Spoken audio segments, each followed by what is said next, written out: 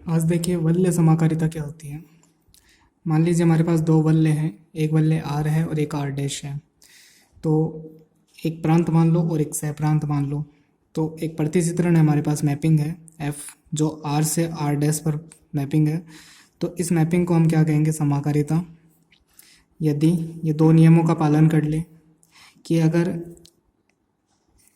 इसके जो प्रांत है उसमें से हम एक एलिमेंट ले रहे हैं ए प्लस बी, तो उसकी जो मैपिंग है वो मैपिंग आपकी बनेगी, जो मैपिंग सह प्रांत में बनती है वो मैपिंग जाके बनेगी F A plus F B पर। ऐसे ही अगर ए इंटू बी लें तो उसकी mapping F A into F B पर बने, तो इसको हम क्या कहेंगे, वल्य समाकारिता। मतलब इस मैपिंग को हम क्या कहेंगे, वल्य समाकारिता कहेंगे। अब इस पर एक क्वेश्चन देखिए, इसके लिए एक एग्जांपल लेता हूँ मैं।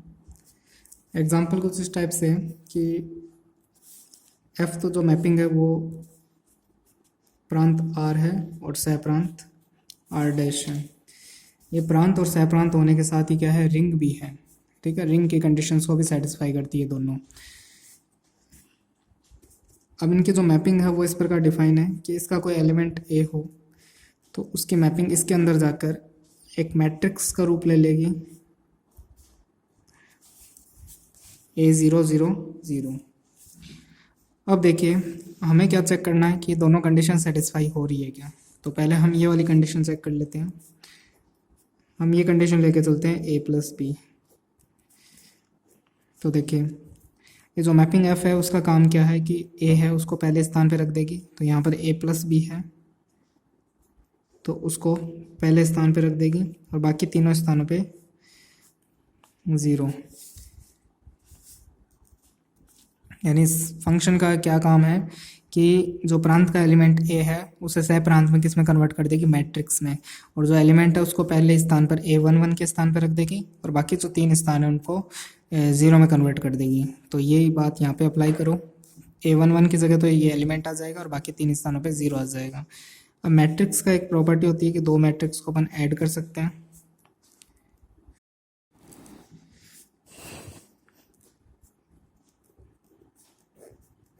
ये दोनों वापस ऐड करके वापस ही इसी फॉर्म में आ जाएगा।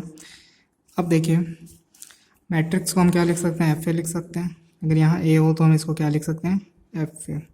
उसी प्रकार अगर यहाँ बी हो तो इसको क्या लिख सकते हैं, एफ बी। तो हमारी जो पहली कंडीशन थी वो आ चुकी है। दूसरी कंडीशन देखो, दूसरी कंडीशन है एफ ए इंटू बी वाली, ए इंटू बी वाली। तो मैट्रिक्स की क्या प्रॉपर्टी होती है, इस फंक्शन की यहाँ पे क्या प्रॉपर्टी है कि A11 पर तो इसको एलिमेंट को रख देगा और बाकी तीन स्थानों पर इसको 0 में कन्वर्ट कर देगा। ठीक है, अगर मैं इसको ऐसे लिखूँ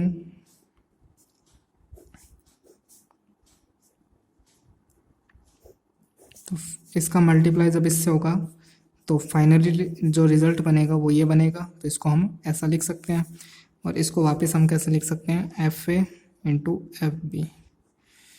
तो एफ ए इंटू बी लेके चले थे और F A into F B मिल गया हमें।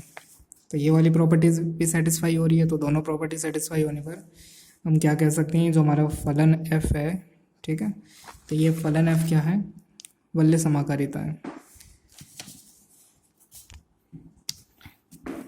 फिर इसके बाद एक डेफिनेशन है,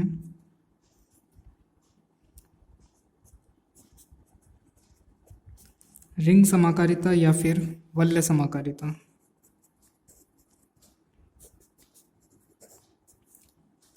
इसकी आष्टी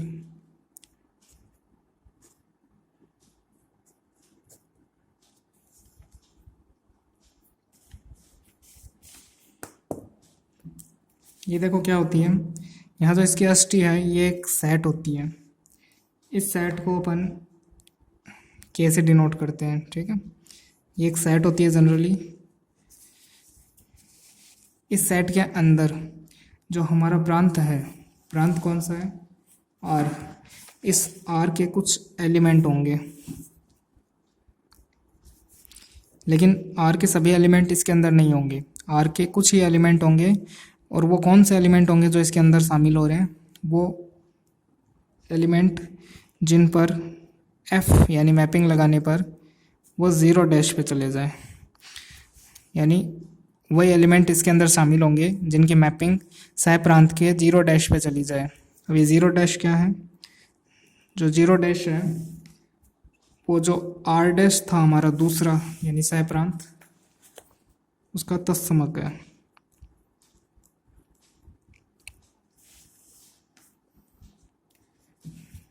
तत्समक भी दो प्रकार के होते हैं, एक योगात्मक और एक गुणात्मक। तो ये कौन सा तत्समक होना चाहिए, योगात्मक तत्समक होना चाहिए। तब इस सेट, जो भी सेट हमारे पास बनेगा उस सेट को हम क्या कहेंगे, जो रिंग है उसकी अष्टी है, ठीक है। यानी जनरली क्या है, ये एक सेट ही है बस। जैसा भी हमने जो एग्जांपल लिया था, अगर उसी के लिए हम इसका रिंग समाकारिता की अष्टी लिखें इस वाले एग्जांपल के लिए, तो एग्जांपल क्या था हमारा कि f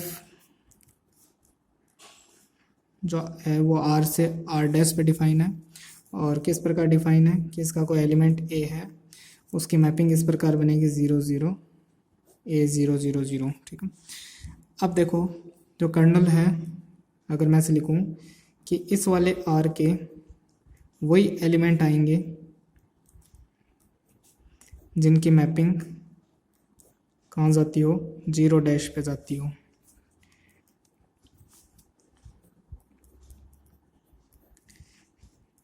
अच्छा, ये 0 डैश क्या होगा यहाँ पर, 0 डैश इस r डैश का तत्समक होगा। अब r डैश का तत्समक क्या होगा, और वो भी कौन सा, योगात्मक तत्समक। तो r डैश के एलिमेंट इस टाइप के दिखेंगे आपको मैट्रिक्स रूप में, तो इसमें योगात्मक तत्समक क्या होगा, 0 0 0, क्योंकि ये तत्समक होगा क्योंकि इसमें अगर आप किसी भी एलिमेंट यानी इसके किसी दूसरे एलिमेंट को ऐड करते हो इसके अंदर, तो आपको वापस वही एलिमेंट मिल जाएगा, उस पर कोई फ़र्क नहीं पड़ेगा। तो ये क्या हो गया, इसका तत्समक हो गया। अब इस प्रॉपर्टी के अकॉर्डिंग अपन देखें तो अगर यहाँ पे जो एलिमेंट होता है वही एलिमेंट देखो यहाँ पे आ रहा है, तो इसी प्रॉपर्टी के अकॉर्डिंग यहाँ देखें, यहाँ पे जो एलिमेंट होता है वो यहाँ पे आएगा, यानी x का मान क्या होना चाहिए, 0 होना चाहिए। x का मान क्या होना चाहिए, 0। तो यानी r के अंदर वही x आएंगे, मतलब इस सेट के अंदर r के वही x आएंगे जिनका मान 0 है। तो मैं डायरेक्टली ऐसे कह दूँ कि इस सेट में सिर्फ एक एलिमेंट होगा और जिसका मान क्या होगा, 0 होगा। तो इसकी कर्नल ये होगी या अष्टी, ठीक है। तो ऐसे हम इसकी कर्नल ज्ञात कर सकते हैं, या मतलब अष्टी ज्ञात कर सकते हैं, ठीक है। अष्टी बोल दो चाहे कर्नल बोल दो, तो ऐसे हम कोई भी सेट की कोई भी मैपिंग होगी उसकी कर्नल को फाइंड कर सकते हैं।